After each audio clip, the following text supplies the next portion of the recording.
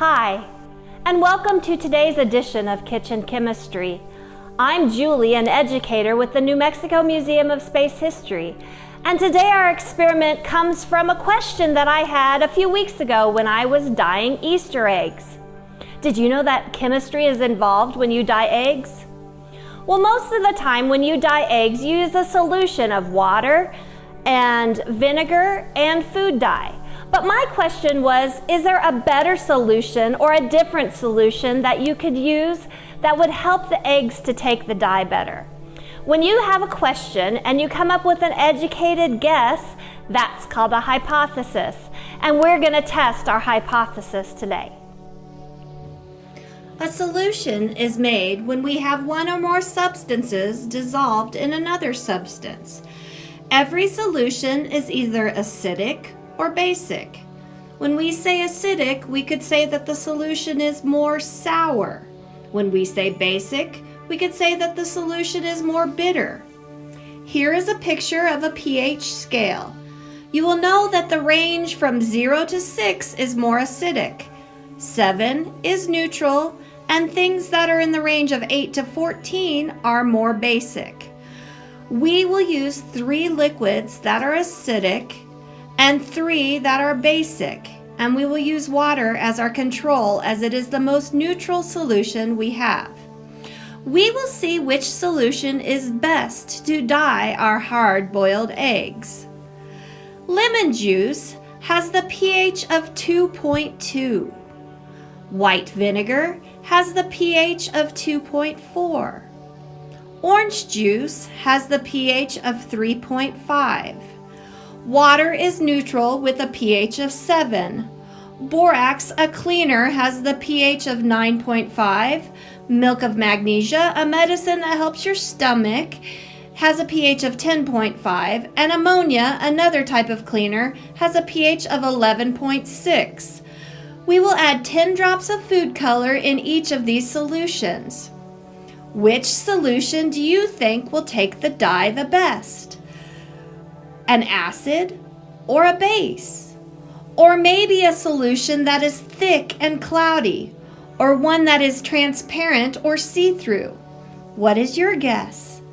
We will add 1 hard-boiled egg to each solution and then wait 10 minutes to see which solution dyed the egg the best. We need to remember that not all solutions are good for our bodies, and some could even be harmful. So always have an adult close by when you do chemistry experiments. And now we're going to wait 10 minutes and see our results.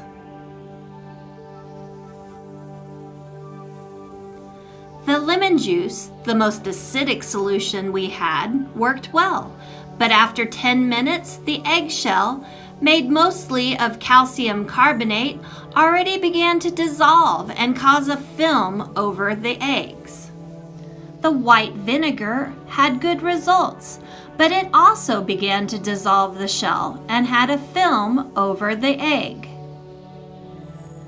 The orange juice helped the dye take to the egg very well, and there was no film on the eggshell. The water, with a pH of 7, did not help the egg very much. After 10 minutes, this egg was dyed a very pale green and no film was on the shell.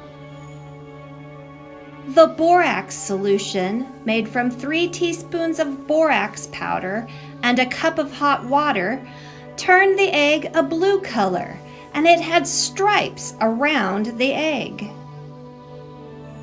The milk of magnesia was very thick, so I diluted it with a half a cup of water.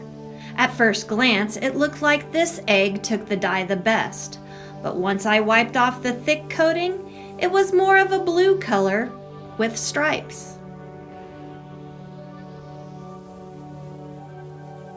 The ammonia did not help the egg take the dye well at all. Once out of the solution, it was very pale blue in color.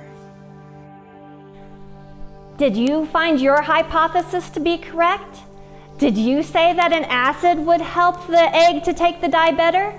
Did you say the base would help the egg to take the dye better? Well, thank you for joining me today for this edition of Kitchen Chemistry. And don't forget to like and subscribe to the New Mexico Museum of Space History's YouTube channel. And check back often as we're always adding new projects and information. And remember, stay home, stay safe, and keep looking up.